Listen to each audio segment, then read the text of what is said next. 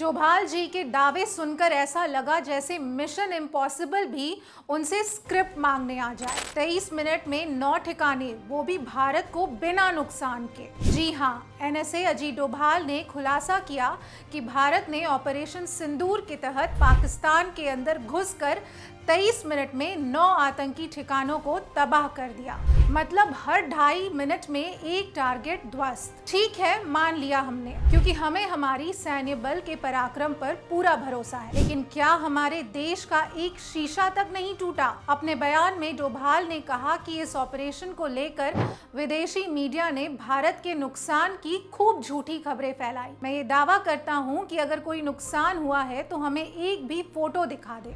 ये खबर सुनकर मोदी के कुछ चाटुकार पत्रकार गोदी मीडिया रिपोर्ट कार्ड में अपना नंबर बढ़वाने आगे आ गए। बड़े बड़े लेख और ट्वीट के माध्यम से डोभाल के बयान का समर्थन किया। चाटुकार पत्रकार नंबर 1 रजत शर्मा, जिन्हें झूठी पत्रकारिता करने में बिल्कुल शर्म नहीं आती, लिखते हैं कि अजीत डोभाल की बातों का मतलब साफ है, भारत को आने वाले दिनों में एक अलग तरह के वॉरफेयर के लिए तैयार रहना है।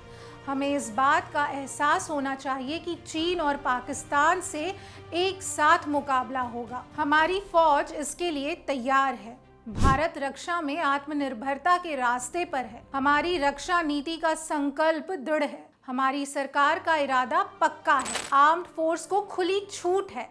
जरूरत है रक्षा के सवालों पर सारे देश को एक होने की। ना तो किसी को चीन की बात सुनने की जरूरत है, ना पाकिस्तान के प्रोपेगेंडा से प्रभावित होने की आवश्यकता है, ना अमेरिका से डरने की जरूरत है, ना रूस के आगे झुकने की आवश्यकता है। ये देश हमारा है, इसकी रक्षा हम सबको मिलकर करनी है।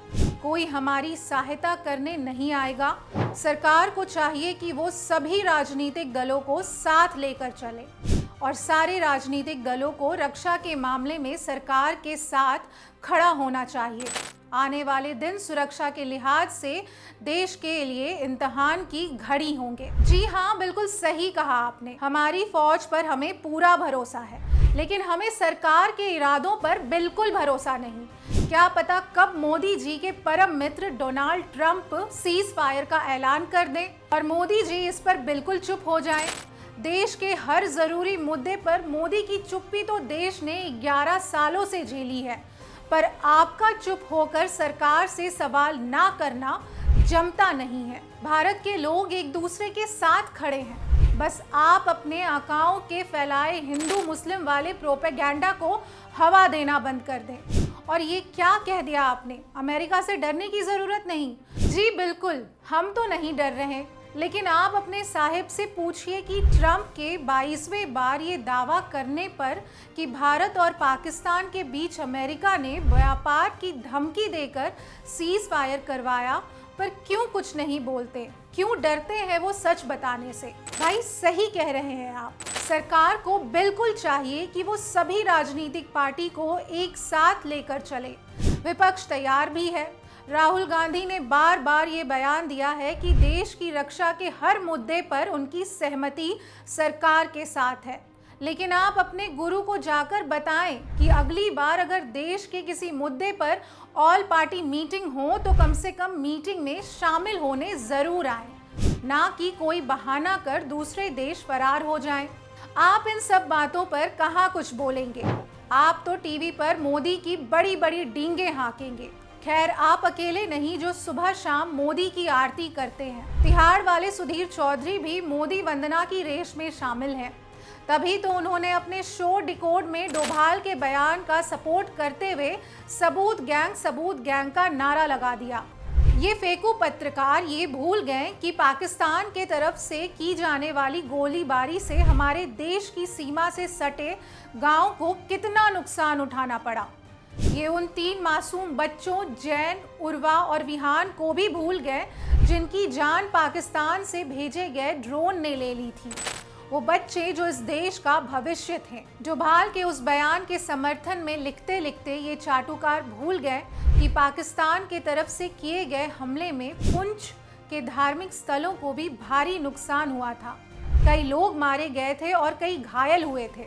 भारतीय सेना के कैप्टन शिव कुमार का बयान शायद मोदी की गोदी मीडिया ने नहीं सुना, जिसमें उन्होंने कहा था कि भारत ने भी इस ऑपरेशन के दौरान अपने कुछ लड़ाकू विमान खो दिए थे। हमें पता था कि उस वक्त देश युद्ध की स्थिति में था और नुकसान युद्ध का हिस्सा होते हैं। इस पर इन गोदी मीडिया वालों ने कभी कोई बात नहीं की। इन चरण चुंबक पत्रकारों को सवाल करना था कि भारत पाकिस्तान के साथ युद्ध के दौरान वैश्विक पटल पर अकेला क्यों खड़ा था। अमेरिका ने पाकिस्तान का साथ क्यों दिया। तुर्की जैसे देश जिसको भारत ने भूकंप के दौरान ऑपरेशन दोस्त के तहत मदद की थी, वो भी पाकिस्तान को युद्ध के समय ड्रोन सप्लाई कर रहा था। आसिम मुनीर को ट्रंप ने लंच पर क्यों बुलाया था। हर चुनाव में पीओके को कब्जे में लेने का दावा करने वाले मोदी समझौते पर क्यों राजी हो गए। लेजर लाइट लगाकर रील बनाने वाले हमारे विदेश मंत्री की विदेश नीति का क्या हुआ, वो इतने निकम्मे क्यों निकले। खैर, इस तरह के सवाल करने की हिम्मत इन गोदी पत्रकारों में नहीं बची है।